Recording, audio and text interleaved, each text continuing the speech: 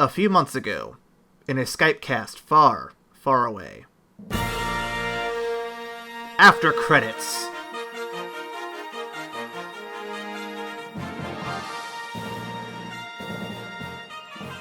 It is a period of a flame war. SJWs, striking from hidden Tumblr accounts, have won their first victory against the evil MRA Empire. During the battle, podcast spies managed to steal secret plans to the Empire's ultimate weapon, the Death Twitter, a stupid social media site with enough power to destroy an entire career. Pursued by the Empire's sinister agents, Evacstation races home to record the podcast over at patreon.com/evacstation. For less than the cost of making another prequel to explain how you got the stolen plans from the Empire, you can support our show and the rebel scum. Again, that's patreon.com/evacstation, and may the Force be with you.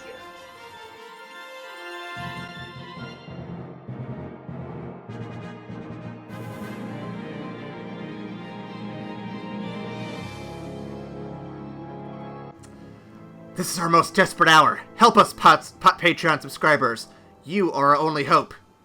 We are the After Credits cast. I am your red leader standing by, AJ Waseska, and with me today I've got... I'm a little uncomfortable. Got Darth Matter with me. Red leader, why do I make you uncomfortable? Oh, no reason. I'm just gonna make sure my turtleneck is up so you can't choke me. That's how that works, right? Who told him my secret? How are you doing, sir? I'm doing quite well. That's a bit that I'm not going to cut out. That's great. If you like this show and all the other dumb bits we do, you should go and subscribe to us on Patreon, YouTube. You can also follow us on Peepa, iTunes, Apple Podcasts. I'm not used to that yet. Google Play, Stitcher, TuneIn, or Podcast Addict. If you leave us reviews, you can also help us get viewed by more people. And if you want more people to see our weird shenanigans, that's the way to do it. Yeah. Also, you can follow us on social media. Facebook, Tumblr, Twitter, the big three. Haven't done the other ones yet. A little scared of them. They're a little weird, little strange. I've seen Reddit before. Reddit's not my thing, man. I don't know. I've tried it, looked at it. I just don't get it. I feel old. I feel like I'm alienating the young people listening to this. I look up Reddit for like specific things if I'm like trying to research like specific geekery and whatnot. Then I can go to Reddit to see what other geeks have to say on it. Yeah, I'll look up something in Google and it'll be one of the links to Reddit. I'm like, okay, maybe there's an answer here for it. And 5 times out of 7, it's there. So 5 times out of 7, what a spread. What a spread. And if you want to tell us your spread on your Reddit results, you should go and email us. Ryan, what is that email? That email is Jesus, excuse me. That is evacstation at evacstation@gmail.com. Very close. Listen to the Patreon read there. Translating that Wookiee to English, I believe he was saying, "Where's my damn medal?" As always with this series, we do a quick little segment called What You Watchin', where we recap what we've been doing the past week. Or in my case, it'll actually have been a few weeks ago, but I'm playing catch-up right now. Ryan, how's your week been? My week's been pretty damn good. Me and Allegra finished The Boys, which is... It's okay. It's rough, but it's really fucking good. It's really good, but there are going to be some moments where you're like, yeah, David was telling us about that the other day and how, like, the very beginning of it's pretty brutal from the get-go. It starts at a high point and it doesn't stop, and then towards the last, like, pretty much like ramping up to the very last episode. It's up there, but it's fantastic. It's fantastic. I cannot recommend it highly enough, and I can't wait to see the second season. Nice. And aside from that, in a little bit of gaming news, I've actually gotten back into Sekiro: Shadows Die Twice. I have the latest to get it game still. from Soft. It's so good. But I had to take a break from it for a couple of months because I was gonna break my fucking TV because I kept losing to a notoriously hard, like, early on boss called Lady Butterfly, and I had to take a break because she was just utter bullshit. Now, And is she the one from the trailer I've seen where it's like she's on a bridge and it's all hazy and smoky and shit? no, you fight her in a burning building. Okay. So maybe I don't know. I thought I maybe I've seen her somewhere before, but I know I've heard the name for sure. Yeah, no, it's rough, and I had to take a little break from it. But I am proud to say that after taking some time away and easing back into it and coming at it very, very calmly yet aggressively, I managed to kill the butterfly. And Nice, it was nice. it was such a good feeling. It's definitely a game series or game I want to get into. It's just one of those things. Was like, I need a break from the Souls guys, the FromSoft guys for a short bit. Oh, Don't hate them by any means, but when you hardcore Bloodborne or something for a while, you just need to step away and be like, you know what? I gotta breathe, gotta play for me for a little bit. I literally just did that, so I completely understand where you're coming from. So I've got a couple things as well. Ooh. Okay, so first off, I'm one episode away from finishing, but I'm basically at the end of the very first adventure of the Critical Role series. Hey! Yep, they just took down the boss, Vecna, big god monster thing. I think the next episode's literally just wrapping up all the storylines, which is going to be cool. And then I can start Adventure 2. I'm excited because I think Travis, he plays a warlock, right? Yes.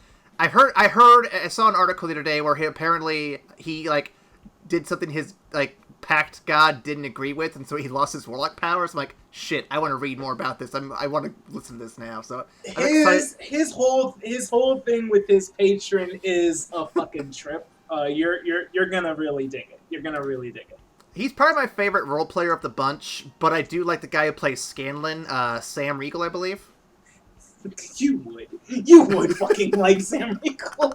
I like him too. He's a little too much for me at times. My favorites are Travis and Liam, and Taliesin, who plays Percy. Yep. Talison's very subtle. Like, I like what he does. He's never, like, the most outlandish, but there are golden moments with that boy. I love that guy.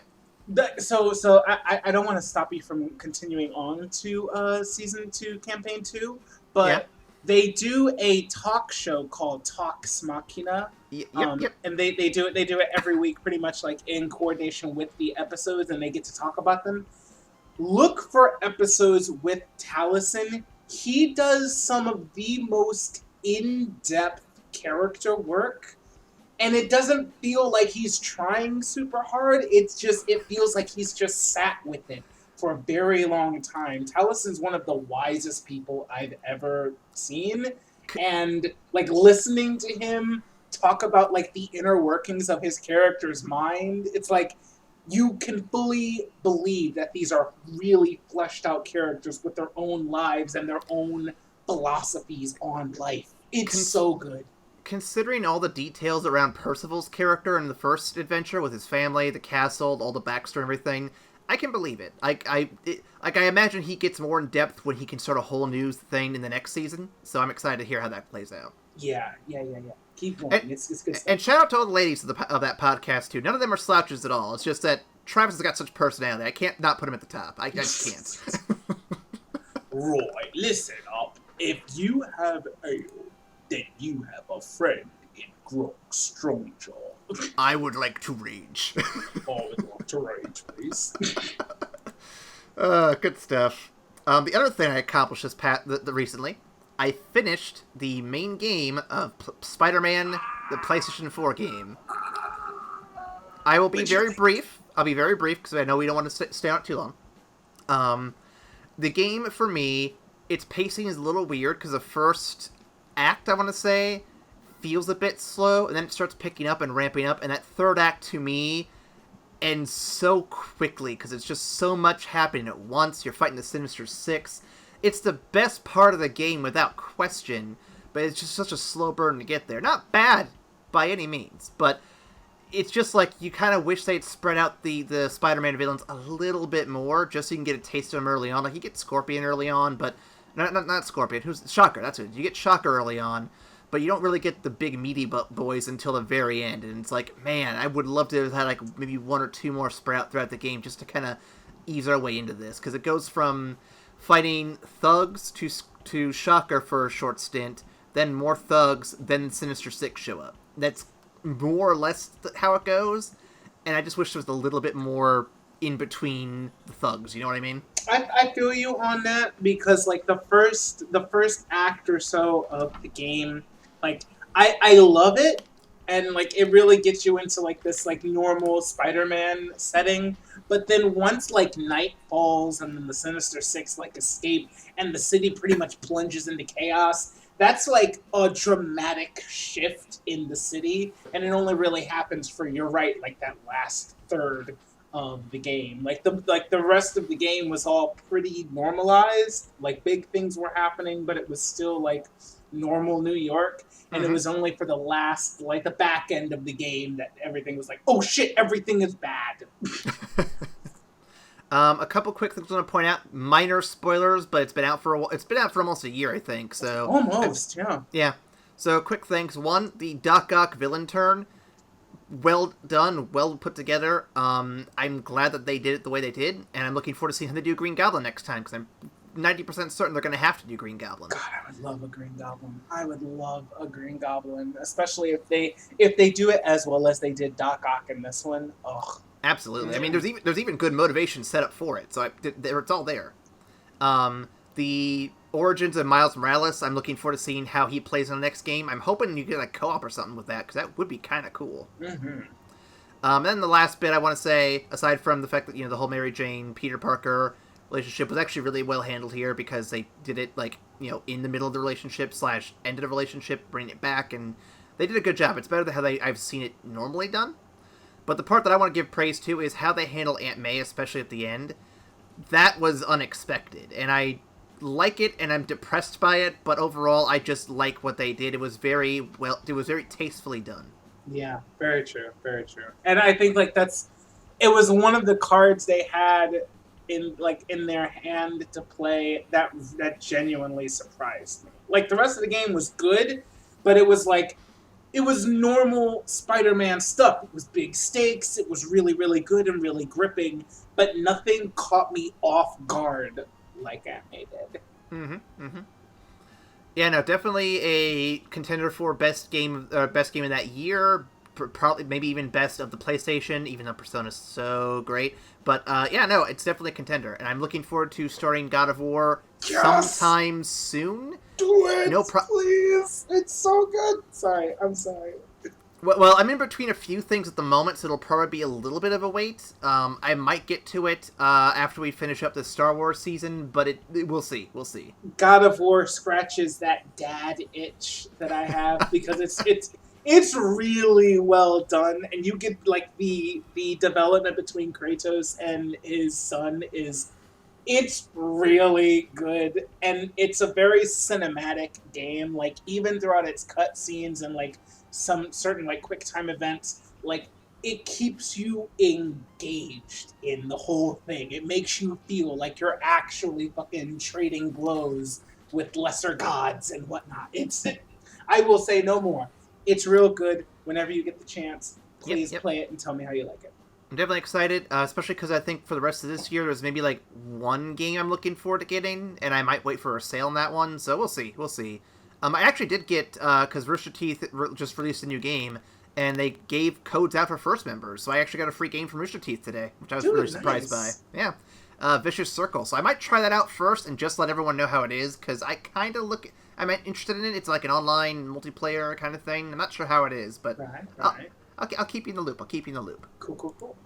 Speaking of the loop, let's loop back over to Star Wars. This week, we hit the hyperdrive over to Star Wars Episode 4, A New Hope, released in 1977. Written and directed by George Lucas, this film has a cumulative worldwide gross of $775 million, thanks to multiple releases.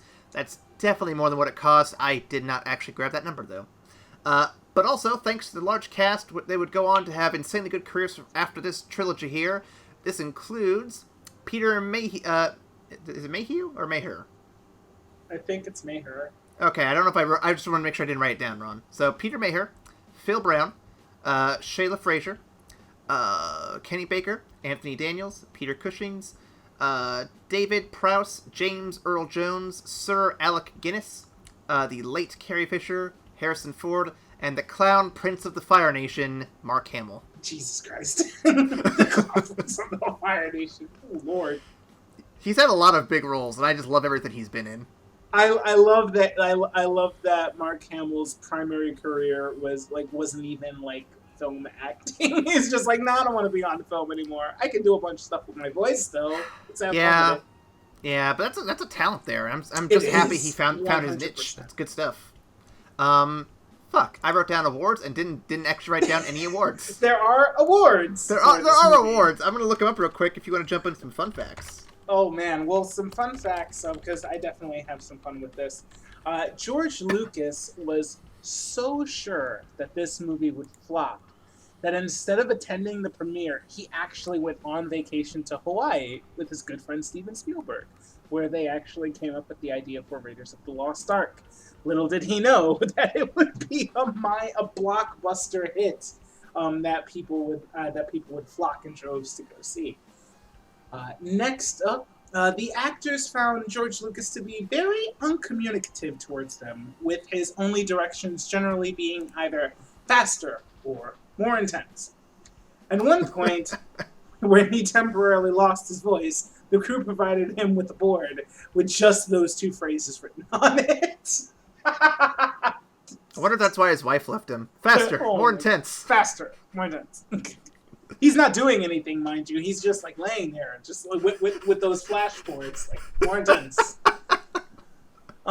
Last but not least, George Lucas waived the normal writer and director fee and asked instead for a mere $175,000 plus 40% of the merchandising rights. Now, after the failure of Dr. Dolittle, which debuted back in 1967, when its massive merchandising push proved to be an equally costly debacle, studio executives saw little, if any, profit from such matters and agreed.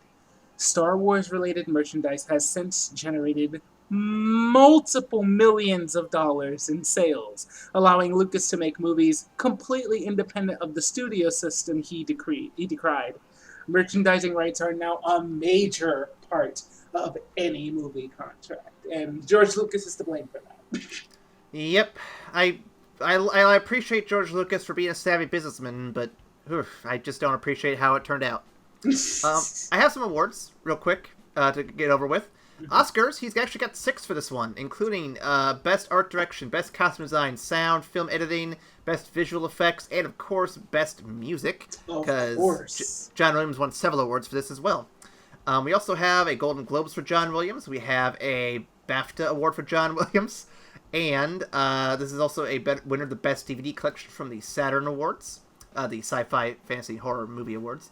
Let's see, what else do I got here? Several awards from the Sci-Fi Fantasy and Horror Film Awards, including Best Sci-Fi Film, Best Supporting Actor, Alec Guinness, Best Director, Best Writing, Best Music, Best Costumes, Best Makeup, Best Special Effects, Outstanding Editing, Outstanding Sound, Outstanding Art Direction, Outstanding Set Decoration.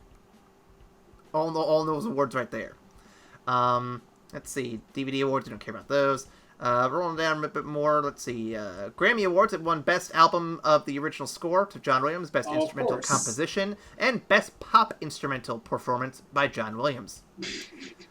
Let's see, Guinness Book of World Records, Most Successful Book Series based on a Film Series, George Lucas. Yep. There's not a lot of book series based on film series. That's the thing. It's usually the other way around, which I think is how he pulled that one off so well. But also because he had such a rich amount of story that he wanted to tell, and it inspired other authors to really want to play in the space that he created. So, I mean, it's rife for a bunch of stories. I'm not surprised by that in the slightest. Yep, I'm looking to see if there's any more interesting awards. There's a few more Guinness World Records we're not going to get into, but yeah, that's kind of it.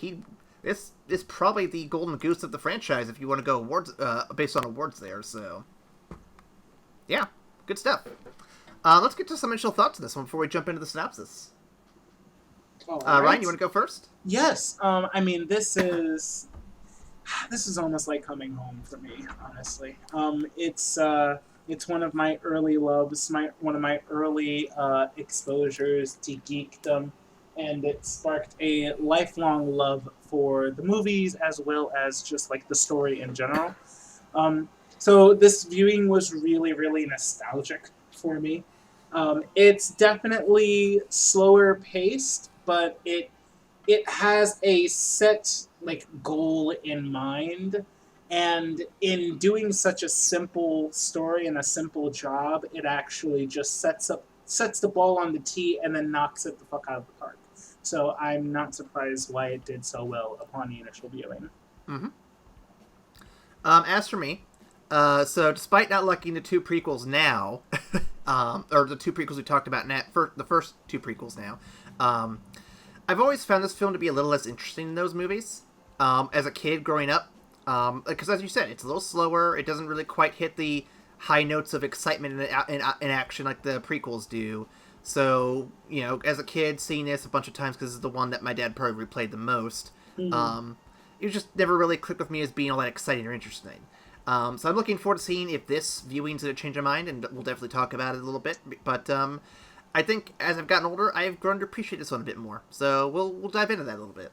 All right. All right, so here we go with a synopsis for you, sir. So after a bunch of jackasses work to steal the Death Star plans, and Darth Vader goes on a rampage, our movie begins with Leia hiding the plans with a couple of robots and sending them to the nearest planet. She and her inconsistent posh accent are taken hostage for torture and interrogation. You know, typical father-daughter bonding. # spoilers. The droids get to a rough course planet, Tatooine, where they eventually stumble upon our protagonist, Luke Skywalker. He just loves them sunsets. In attempting to fix R2-D2, he accidentally plays a message from Leia, which mentions Obi-Wan Kenobi. He immediately assumes that's the local homeless weirdo, Ben Kenobi, and seeks him out only to be attacked by sand people. But old Ben finds him, saves him, and exposits the details of the Clone Wars we all wish we knew less about than we do now. Obi-Wan requests Luke's help to undertake Leia's request for a rescue, but Luke refuses the call, only to be forced onto the hero's journey anyway. They meet a hairy scumbag and Chewbacca at a local cantina and convince them to provide transport to Alderaan, which is now turned to space dust. They reluctantly agree because money, and everyone finds themselves aboard the Death Star before too long. Obi-Wan fucks off for a while before he allows the sweet embrace of death to take him. Meanwhile, Luke and Han do all the work to save Leia themselves and then escape the Death Star. Finally, after 2 whole films as of 2019, our heroes get the Death Star plans to the Rebel Alliance. A large oversight has a hole in the space station where they can just shoot into it. Rebels take the X-Wings and dogfighting happens. Most of the Rebel pilots are killed except for Luke, who uses the Force to essentially cheat. Get good, Luke. Get good. They blow up the Death Star and successfully win the Star War. The end. Ryan, what do you think of Star War? Oh my god. Go here, honey. Go see a Star War. I mean, this is, like I said, it's a very simplified like story. It's straight to the point. It's definitely just like the hero's journey with some space taped over, with some space like painted onto it. Mm-hmm. But it leaves the seeds for greater stories to be told.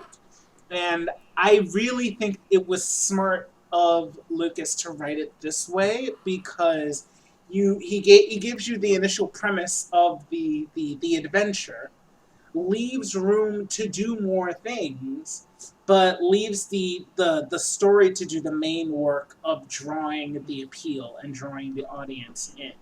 I mean, like you said, it's a little bit of a slow build, but for 1977, who hadn't seen anything like this done this well, I mean, I can absolutely see why it became a blockbuster hit. Oh yeah, no. As I've gotten older, I've learned some interesting things when it comes to writing. And when you're doing science fiction, fantasy, anything that's like outside the normal for normal people, you have to slow down and really help establish the world you're in, because otherwise you're going to lose people right away. Mm-hmm. And I think they do a good job building that world up around here. It's a little slow, and I definitely know that younger audiences are probably going to struggle with this one more than, say, the prequels, which throw you in deep end pretty quick. Yeah. So it's a tough call, but overall I think this definitely appreciates over time, is a good way to put it. Definitely. I found something really interesting when I was watching this, Ryan. So it's his first question, actually, so I'm going to get into it real quick. So we were watching this, Amanda and I, and she had brought up the question, and she asked it as soon as I was looking it up, because I was curious too, and it just happened to be at the same time. She asked me if they had planned for Darth Vader to be Luke's father from the get-go. And I'm like, I don't think that's the case, but I'm going to double check and be sure. So upon reading some details online, let me just break this down for you. The original script Lucas had penned for Empire had Anakin appear as a Force ghost alongside Obi-Wan, having him be long dead. And Vader was essentially just going to be a one-note villain, all of which was rewritten by a scriptwriter, which we'll get more into next week. Knowing that none of the events of this film were planned none of the events of that film were planned during this film, what are your thoughts on the various story hooks left behind by Lucas to spin off into more complex web of stories for future films?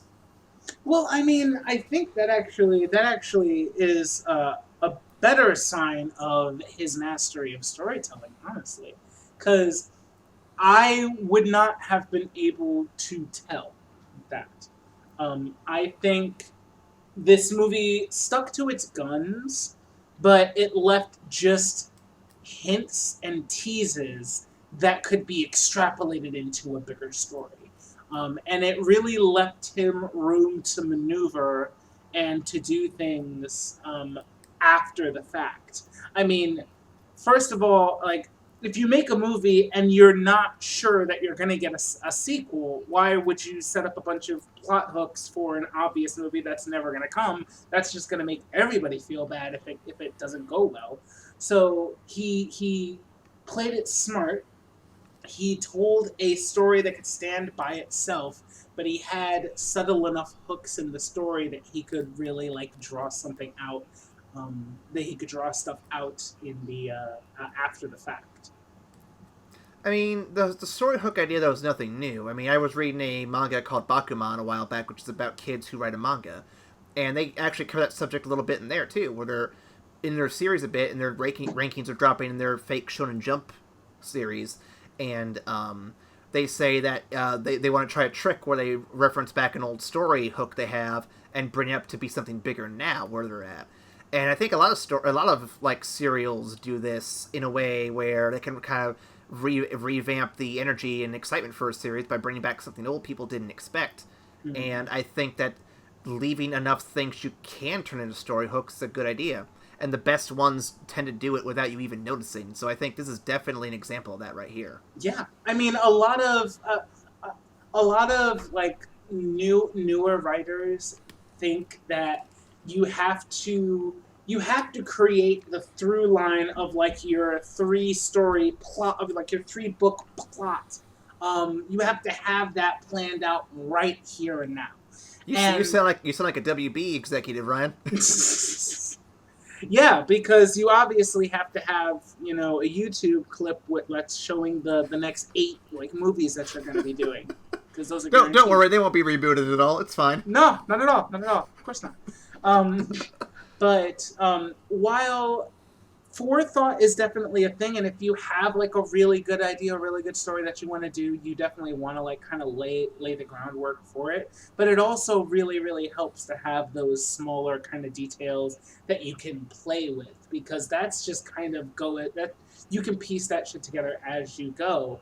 And the beauty of it is that if you do it well enough and if you do it subtly enough, there will be people that are like, oh my god, even in the first film, you could see that he paused a little bit when he said, I sense this in the Force, and it seemed a bit familiar. Oh shit, he was finding out that he was his son way back then. And you'll be like, sure. Well, and if that's how you read it, awesome. And here's the funny thing, too. If you ignore every other film and just say that this is the only one that exists, it still makes sense, too, because Vader being able to sense Obi-Wan and be familiar with his, like, Force presence and having had a history with him, it makes sense. They're both, like, essentially Jedi Knights. Like, they're both people with these weapons and powers.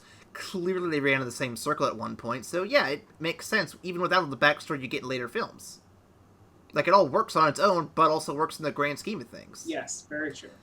And that is something that I think a lot of these cinematic universe type people need to slow down and realize, oh, that's what you do. Because you can't just throw everything in the kitchen sink in the first go, and you can't try to plan everything out on your first film either. You can try, sure, but a lot of it's going to... To put it another way, Ryan, I think you can appreciate this. It's like trying to run a D&D game. You can plan out sessions for months down the road, but your players will easily take a left turn you won't expect, and all that planning will be for nothing. Oh, yeah. I've only tried to DM, like, once or twice, and I have absolutely felt that happen, and it was not fun. So, planning out is still fine, but a loose outline is probably the best you want to do until you know for sure what's going to work. Yeah. And I think that this film's a good example of, like, baseline work, and then from here, outlines, and then flesh those out as you go forward. That's the best way to do it, I think. Man, we're praising this movie way harder than I thought I was going to. Let's shift gears real quick. Ryan, I watched the remastered edition, the newest version of it, because that's all that's available, because Lucas made that impossible to get the original cut. So I have to ask you, what are your thoughts on the remastered CGI editions, and should Disney re-release the original cut? I feel like it was inevitable. I feel like it was inevitable. I don't think Disney will ever re-release the old cut, to be totally honest. Especially with how the newer movies are going. I don't think so. But I think they more like the idea was to essentially raise the standard of the digital effects game, and like to keep Star Wars current. Also, it was a very convenient excuse to get a re-release out to make more money off of this timeless classic already. I don't mind super hard. Some things stick out worse than others, though. Some things are worse than others. Absolutely. Looking at you, Jabba. Yeah, Jabba. I was just about to say Jabba the Hutt literally looks like a computer render, just like a 98 Windows just like spat him onto the screen, and I'm like, oh god, what's happening? You could have at least done the Muppet guys. That would have looked cool. I think the most heinous changes, the most heinous edits to the original series, in my opinion, are Hayden Christensen as a Force Ghost, which makes no fucking sense. I mean, it makes sense, but it also makes no fucking sense. And Han shooting last. Okay, because that completely changed the outlook of the character. Like, he's supposed to be an anti-hero. He's supposed to be a guy that is a bit darker and kind of an asshole because he shot this guy before like anything even happened. It wasn't out of self-defense. It was him like, all right, well, I'm gonna kill you now. And then it also makes Greedo look absolutely incompetent. Yeah. How can you miss a shot that close? Well, no, it's because Han is actually Force sensitive. Oh, fuck off with your bullshit. Like, if you slow down and watch it, you can see his head move just slightly to the side. It's like, even if you did move, that's not enough to avoid a fucking laser. I am sorry. Either Greedo's the worst shot of all time, or Han is, like, fucking hacking the Matrix. Yes, Han is actually hacking the Matrix. Yeah, no, that answers my next question right off the bat with the whole significance of Han shooting first thing. We'll talk about Hayden Christensen Ghost in a couple of films. I don't want to dwell on that too much. I know. Because I think there's arguments for both sides of that one, and I think it'd be a fun discussion to have. But I digress. Was Obi-Wan's sacrifice necessary? So this one kind of, like, I'm still not entirely sure on it. I mean, the conceit was, he sacrificed himself not only to keep Vader busy while they escaped, but also so that he could, of course, become a Force ghost, and literally be, like, everywhere that he needed to be, to provide the guidance and wisdom. Kind of like accepting the end of his life, that he didn't have much to offer physically anymore, but his wisdom, he learned how to live on through the Force, and he could do that for eternity. So he said, fuck it, let's go do that. I wish that would have been more, like, better established, because this Within is this me film, spitballing based on, like, all the shit that I know about the 8 like films that are currently out, rather than fact, or just, like, the story, like, giving us a little more concrete, like, rationale as to why. Well, this film in particular can't do that, though, because it's busy trying to keep the mysticism up, and if they explain too much of the magic, it ceases to really be magic then. It's more science, and I think that's the mistake the prequels made, as we mentioned with midichlorians and shit. Yeah. So, I think keeping it vague helps in terms of explanations. Like, you don't have to worry about explaining away certain things. It's like, oh, it's magic. It's just a thing. So, as for the sacrifice itself, I think it's necessary. As you mentioned, it's distracting Vader. It allows him to ascend to another level, which is something that he wants to do. And also, it on a practical level, it also is... His being there and struggling with Vader is why Luke is still waiting for him to come help him. And he knows that if he doesn't do something soon, Luke will get involved, the Stormtroopers will probably kill everybody else, and then the whole mission will be for nothing. He knows that if he wants everyone else to get out, he has to end this now, and the best way to do that is just to give Vader what he wants and make Luke leave. And I think the other thing, too, is considering that the framework of this being the hero's journey, we know, and all that stuff, the death of the mentor is an essential part of that hero's journey thing.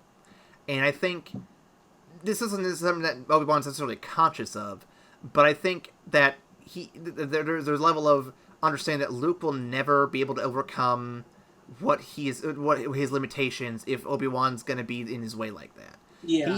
He trained Anakin, and he's always looked at that as his failure. It's kind of like Batman and Jason Todd. He looks back on Darth Vader as his biggest failure. And I imagine he thinks Luke can do better, but he can't be that guy for Luke. And he thinks that Yoda is still out there. He could be the one to do it. So I'm thinking the sacrifice to Obi-Wan is necessary. To the rest of us, it seems crazy.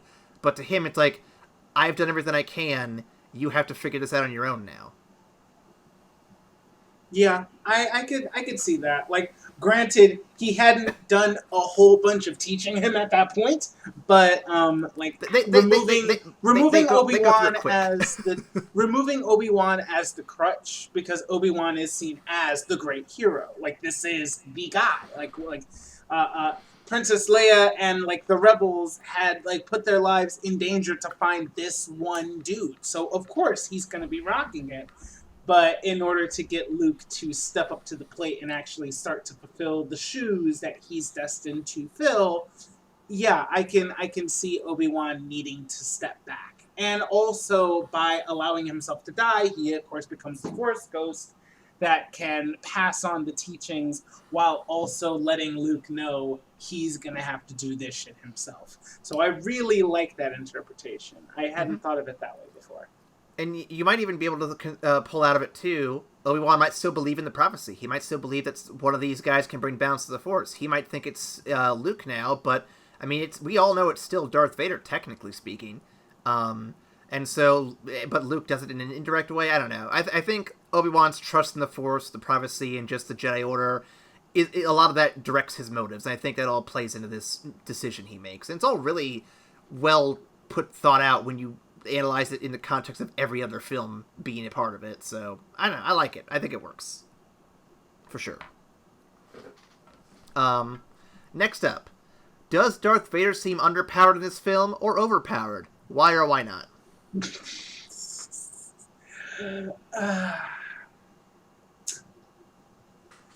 I've okay.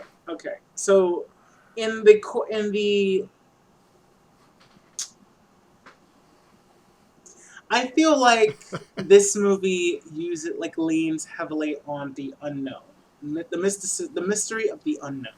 Yep. Um, Vader is this physically imposing, like tall black cyborg, with a deep commanding voice who can put his hand in the air and strangle the life out of you from across the room. Um, Without him actually needing to do a whole bunch, he's automatically made imposing. Um, I think it's a good use of story, and I think my only thinking of him being underpowered is because I know what they have him do later on, like fucking episode 5, episode 6, Rogue One. in Rogue One, where it's just like, oh, this is how he's actually supposed to be murdering people left and right. This is the Sith Lord. But I think, like, in the initial viewing of it, it's the wonder of what he's capable of that keeps him scary. So I think I think they did that just right. It's a hard thing to balance, but I think they managed to do that just right. They showed instead of told, essentially. I wouldn't have minded seeing a little bit more demonstration of his flying ability. I mean, he does take out a good chunk of this rogue squadron, and maybe it's just because of the technology at the time they couldn't really show the fancy flying tricks, and I get that. But a little bit more fancy flying would have been kind of cool, considering we know he was an ace pilot back in the Clone Wars. So, but I don't know. I think overall, I think you hit the nail on the head there. Is the structure of this film too rigidly conformed to the standard hero journey formula? What interesting deviations does this film take from said formula?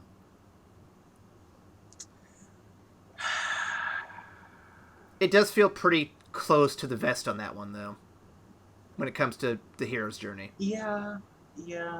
I mean, it's pretty straightforward. The call to action, refusing the call, even like having to find the crazy hermit in the woods to learn the secret magic, who also dies, and it's pretty much like copy paste from the hero's journey. I actually took a course about the similarities between Star Wars, Lord of the Rings, and Wagner's the Ring cycle, which are all manifestations of the hero's journey. We also looked at the role that music played in it, but we took a closer look at the story that they share as well. So yeah, I'd say it's pretty close. I will full disclosure admit that I'm not as I don't have the hero's journey memorized. I should, but I can look it up real quick because I don't have it 100% memorized either. But I know this film's pretty rigidly close to it. Hero's journey steps is what I'm looking for. Yeah. Okay. Here we go. I got an image. So there's the call to adventure. There's the supernatural aid. There's the threshold. There's the challenges and temptations. There's the helper, which they get to the abyss, which is death and rebirth.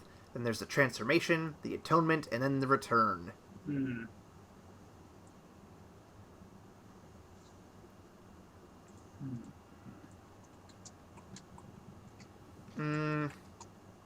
don't really know if there's much of an atonement exactly. I mean, I don't know. And well, okay, so let me back up. The Trials and Temptations is mostly just their adventure through the Death Star prior to Obi-Wan passing, right? Like, that's the majority of that segment, I would imagine. I feel like the... Okay, the ordinary world, the call to adventure, the first threshold, trials, friends and foes, magical mentor, dragon's lair, moment of despair, ultimate treasure, homeward bound, and rebirth. I would almost say I would say the first movie goes through pretty much the first three steps. Because they're called to adventure, and I feel like actually destroying the Death Star, like really is the first threshold. Although also you could see that, like, I would say the thresholds when he what do you call it when his uncle and aunt are dead, because that forces him to go into the unknown world. Then that's fair. It's interesting. So I'm more I think of it more as like the three movies as a whole, like of a like in the saga, and like in when you zoom out, I feel like the first movie is essentially the first big threshold, because they have trials, friends, and foes. They have him finding Yoda, the magical mentor, going into the dragon's lair, like actually leaving Yoda to try and save his friends, and like actually having to face Darth Vader, getting the moment of despair when he finds out that Vader's his father. But I can also see the moment of despair in the first movie being Obi-Wan's death. I think what a good trilogy should do, in a good series, honestly, we'll start with trilogy. A good trilogy is multiple layers. Each film tells its own individual story, so each one has its own 3-act structure, like we're talking about here. Mm-hmm. But then if you pull out, each one acts as a 3-act structure to each layered trilogy should function. And I think this trilogy in particular does a good job with that. You could argue back and forth on the 6th one if you want. There are some people who don't like it. I think it's one of my favorite ones overall, but that's neither here nor there. But good trilogies often do that, where each individual story has its own good, 3-act structure, the whole roundabout, circular story, getting everything where it needs to go, etc., etc. Toy Story is a good trilogy. Back to the Future, same thing. Each of these does a good job with each story being its own, structured its own way, but then each one is a part of a bigger structure on top of that. Yeah. I definitely agree with the ability of the story to zoom out. But like the only thing that I don't think is, I don't feel that you ever have that moment where he returns back home, like Rebirth and the Champions Return. Like, I guess you could call the medal ceremony the Champions Return, because he's literally getting a medal. But I would think like the Champions Return being like he goes back to where the journey started after having become a master. Let's work backwards then real quick. You know so I mean? Return changed. He returns having learned some aspect of the Force at that last bit where the medal is, because he used it during the trench run. Mm-hmm. That returns him to the normal world. So prior to that, he gets a gift. That's where he that's where he finally clicks with this whole Force thing. That's where he makes the Death Star stuff happen. Let's see, what else? Atonement. I still am not really sure how that clicks in. I guess maybe feeling guilt about Obi-Wan's death, but they don't really linger on that long enough for it to really feel like atonement. You know what I mean? I think the atonement in episode 4 is when he takes the gunner's seat on the Millennium Falcon and has to defend the ship as they escape. Because remember, that happens after they escape the Death Star and after Obi-Wan died. So he finally changes. I would imagine when he steps up and decides he's going to save the princess, maybe. Because growth and new skills is when he starts learning of the Force. So death and rebirth. It may be a little out of order in this film, but I think it does hit all the cycles. It's just a little bit shuffled. Yeah. We spent a lot longer than I thought we were going to, but this is a good case study. Let's see, what's our next one here? How much of the context does this film change after having seen the prequels? Honestly, it doesn't. Not for me, at least. It doesn't. And that's I keep bringing up the simplicity of the film as a strength. while watching the prequels and knowing who Darth Vader is, who Luke is, who Obi-Wan is, like knowing all of that, it doesn't actually change the contents of this particular story. It's still straightforward, close to the chest, close to the vest, and it doesn't really it doesn't really change my viewing of it, honestly, because it's so simplistic. It's just a cut and dry adventure, like a hero's journey. No, I think it's fair. I think it's fair. It doesn't change it much. I do think that it does color in details that are not necessary. Because, I mean, you hear about the Clone Wars and you hear about this stuff, but like I said before, it's not stuff we need to know to enjoy this. And I think that ultimately this movie still holds up in spite of that, maybe. Definitely. I think a really good prequel to a story will enrich the movie, will enrich the story without, it'll enrich the story after you watch it. I think a bad setup would have the story, the original story, having a bunch of shit that you can't understand until the prequel shows up.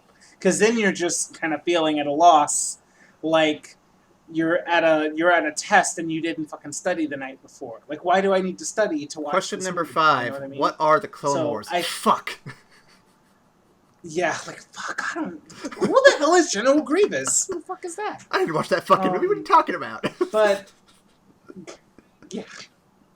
I mean, so the fact that the prequels are done fucking 30 years removed from the original story, notwithstanding, I think the prequels, they're good, but they're ultimately not necessary. Like, it's fun to see all of the things that led up to it, but it doesn't enhance nor does it detract from the original trilogy.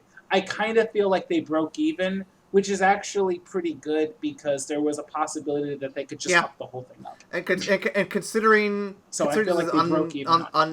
Considering this film was the first of its kind, and considering the budget, and considering the effects, and considering all the new stuff they wanted to try out, it's surprising this wasn't a failure.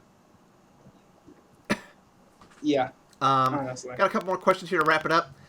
Is this a film you plan to show your children? And if so, will it be before or after the prequels?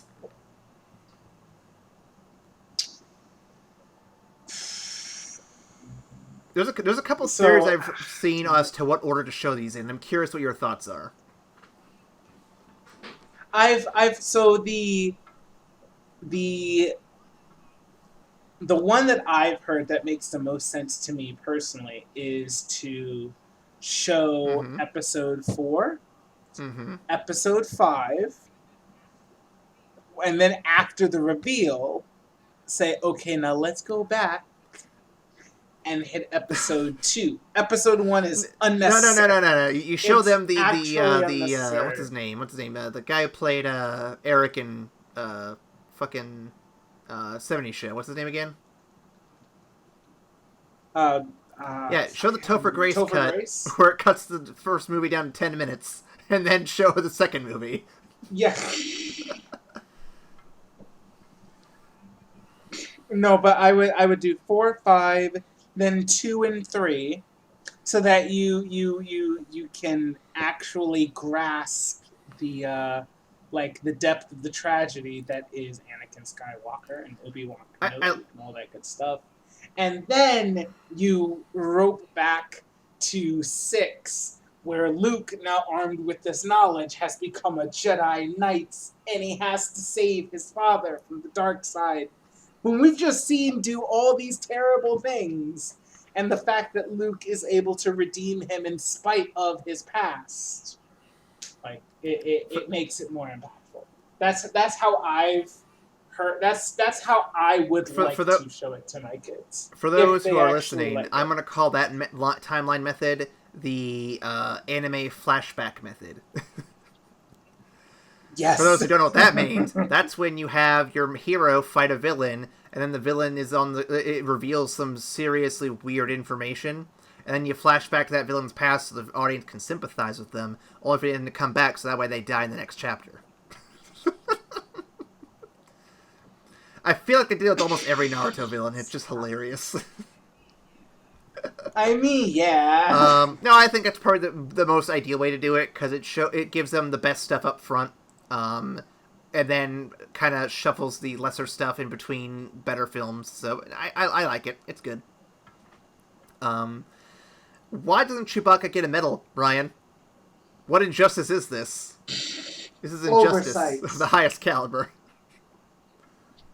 Because everybody was too scared to put the medal on a Wookiee, known for ripping people's arms off when he loses. I could agree with that. That would make sense. That makes sense. Last question of the evening, Ryan. Do you think it will ever be possible for this film to be remade/reimagined? And if so, what would you do in this hypothetical reimagination? Are we talking just a full-fledged reboot? We're talking like Disney remade all those fucking cartoons into shitty live-action movies, so they're going to do the same as Star Wars in 30 to 40 years. God damn it. Search your feelings. You know it to be true. I think it's possible. I don't want it to happen, but I think it's so possible. hear me out. I'm going to get my executive glasses on here. So here's what you do. Here's what you do. First, you make every character sexier by 10%. Luke, sexier. Leia, sexier. Darth Vader, sexier. Everybody. You gotta put them on magazines so they sell. More cleavage on that. Definitely on the cyborg. Definitely, yes. Next, you need to really have, like, what do you call it? A synergy with the rest of your films. So, mention midichlorians once and then just drop out. Don't even stop. Just keep rolling. Fix that CG on Jabba. I think we can all agree that should be fixed up. In fact, put a Jabba and like another Jabba in there. Put like one of his kids or something. All the select monsters. Put them all in there.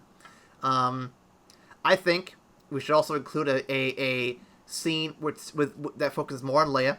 Maybe like an internal dialogue of some kind with herself as she's kind of contemplating what she's going to do when she gets out of there. Maybe a song she sings to herself that other people react to, but they aren't really there. It's all in her head. Something like that.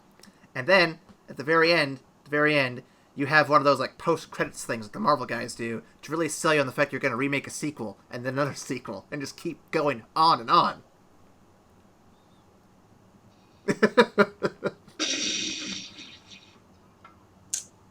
Toss him out the window. Just fucking toss him out the window. Also, I feel like everyone's clamoring for this one. We need to bring back Jar Jar Binks.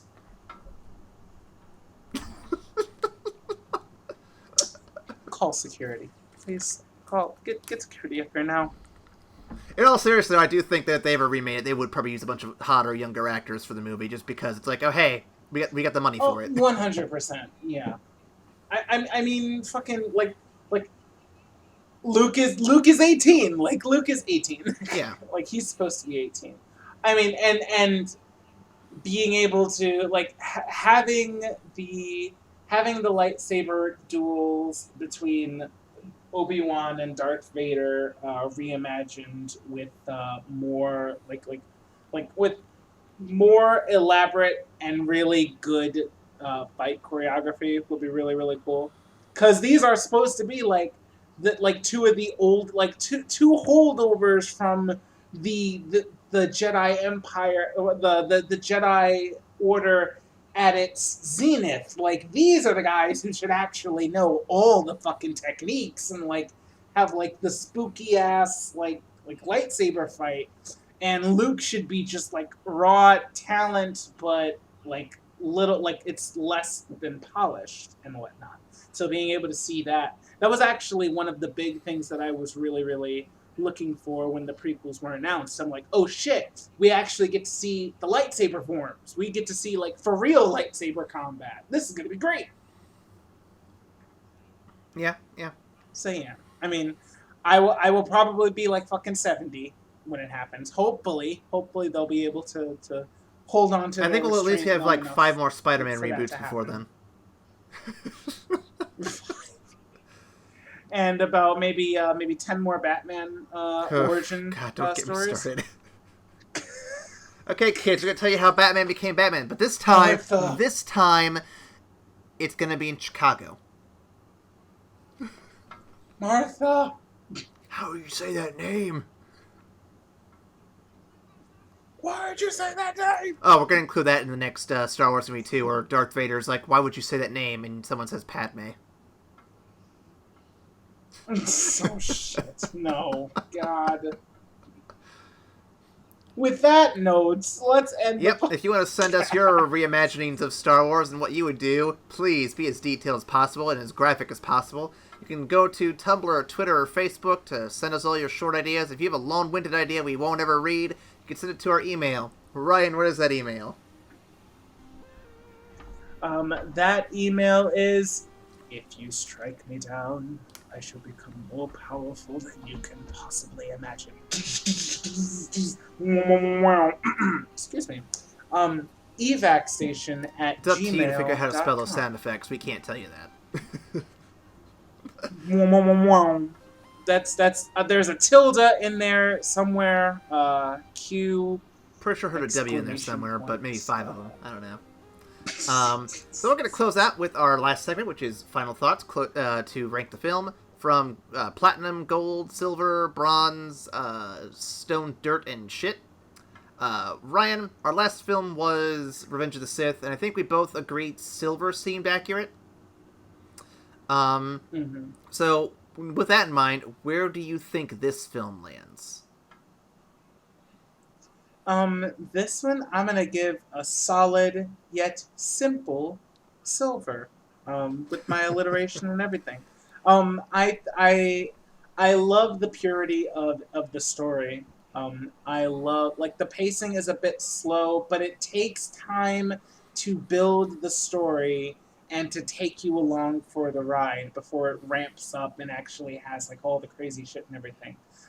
It's a great foundation to the original trilogy, and it provides solid footing for movies like The Empire Strikes Back and Return of the Jedi to really knock it the fuck out of the park. You can't have those movies be as good as they were without A New Hope really laying the groundwork. So I give it a silver. I'm at an impasse here, because I would normally agree with you. I think silver would have been a good place for this one, but I'm almost tempted to give it a gold. Because, well, we talked about it, and we gave it a lot of praise here. I mean, we really talked about how it sets up a lot of good story hooks. It sets up the trilogy, basically, with little to nothing to work with. It's all just on its own. And like I said, everyone thought it was going to be a failure. They put this budget in there. They put all these experimental special effects in there. So it's a tough call. I think I will probably still go silver. Because if you're going off the original cut with the original effects, they are dated as fuck. There's not even a question about it. And if you're going with the new version, the CGI is dated as fuck. So, I mean, visually speaking, it has a few issues. It's rigidly attached to that hero's journey. You could argue that's a positive thing, because it makes it simple and allows it to be built off on much easier for sequels. But it does mean this film does feel less risky, less innovative, less interesting on those grounds. Yeah. Looking back, yeah, it's definitely, like, it's definitely a safer thing than they could have done.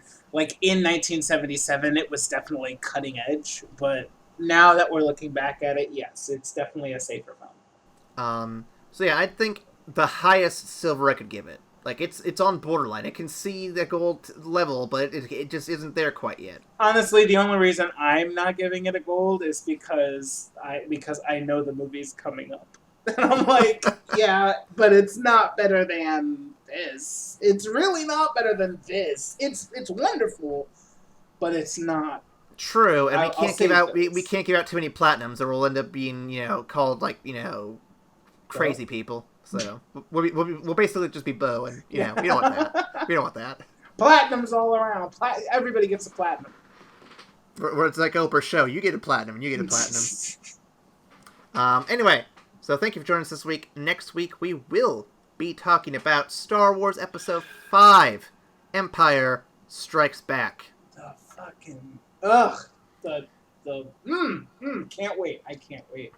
I'm genuinely excited. It's been a while since I've seen this one. I think these next two are going to be really lots of sugar, and then I'm looking forward to seeing where we fall in the Disney films, because I know those are a bit divisive. But we'll get to that when we get to that. We will get to that when we get to that. I almost geared right up to talk about episode 8, but... Okay. Oh, I know. I think you and I are on very similar grounds, so I'm looking forward to seeing where we actually end up when we get all through with it. All right. Well, anyway, thank you for listening, and we'll see you after the credits. Bye.